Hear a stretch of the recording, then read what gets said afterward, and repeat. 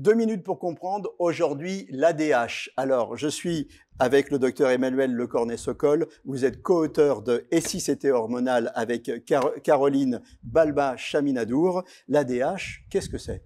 L'ADH, c'est une hormone, donc c'est un messager qui va être responsable de l'état d'hydratation de notre corps, c'est-à-dire de la quantité d'eau que nous avons. Elle est sécrétée par quelle glande, cette hormone? Donc par l'hypophyse, qui est une petite glande qui est là, qui est située à la base du cerveau, Oui.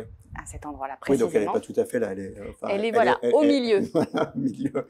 Exactement. Et donc l'ADH, elle va être fabriquée en toute petite quantité, elle a une durée de vie très très courte, donc elle va agir de manière très rapide au niveau des reins et forcer le rein soit à retenir de l'eau quand elle sent qu'on est déshydraté, soit au contraire à faire uriner beaucoup quand elle sent qu'il y a trop d'eau dans le corps. Donc bien évidemment, là, quand ça ne va pas, il y a des conséquences graves.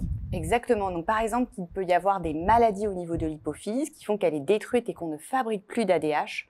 On appelle ça le diabète insipide. Diabète parce que comme dans le diabète sucré, on se met à beaucoup boire et beaucoup uriner, mais insipide parce que les urines, pour le coup, ne sont pas sucrées.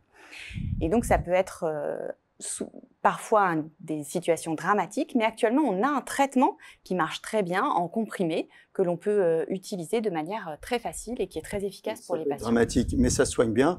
Comment on se rend compte qu'on a un dysfonctionnement? Les premiers symptômes, qu'est-ce que c'est? Alors les symptômes, c'est justement le fait d'avoir tout le temps soif et de devoir uriner en permanence, en particulier la nuit.